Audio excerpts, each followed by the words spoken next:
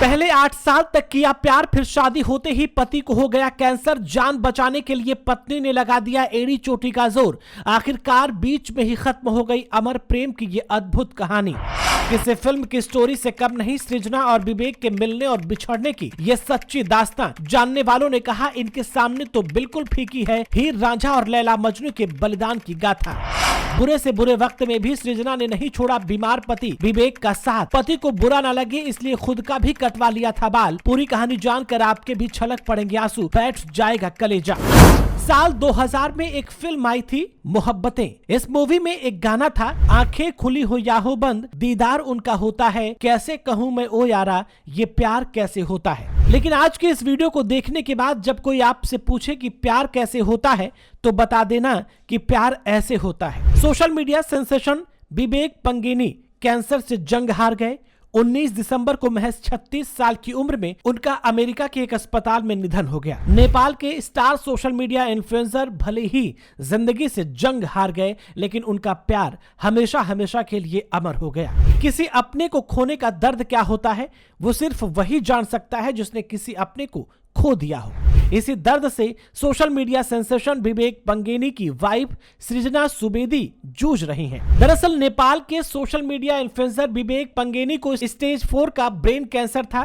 जब पत्नी सृजना को इस बारे में पता चला तो वो सब कुछ छोड़कर अपने पति की सेवा में लग गईं। उन्होंने विवेक के दुख को अपना बना लिया। कैंसर से पीड़ित उनके पति थे लेकिन इस गंभीर बीमारी से जंग उनकी पत्नी भी लड़ रही थी। सृजना का अपने पति के लिए प्यार देखकर आप भी रो पड़ेंगे। कैंसर के दौरान जब विवेक का शरीर अंदर ही अंदर टूट रहा था उस वक्त सृजना उन्हें अपने प्यार, बलिदान और साहस से मजबूत करने में कोई कसर नहीं छोड़ रही थी।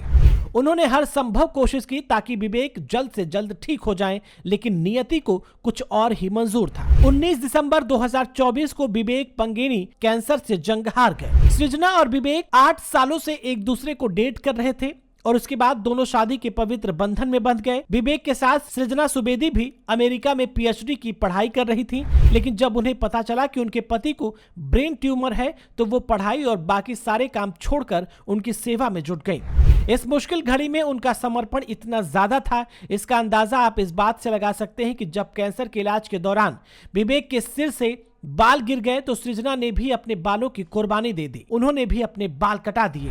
सृजना सुवेदी ने अपने इंस्टाग्राम पर विवेक पंगेनी के साथ बिताए आखिरी दिनों के कुछ वीडियोस शेयर किए हैं, जिसे देखकर पत्थर दिल इंसान भी मोम की तरह पिघल जाएगा। जब उनके पति अस्पताल में कैंसर से लड़ाई लड़ रहे थे तब सृजना भी खुद से लड़ रही थी।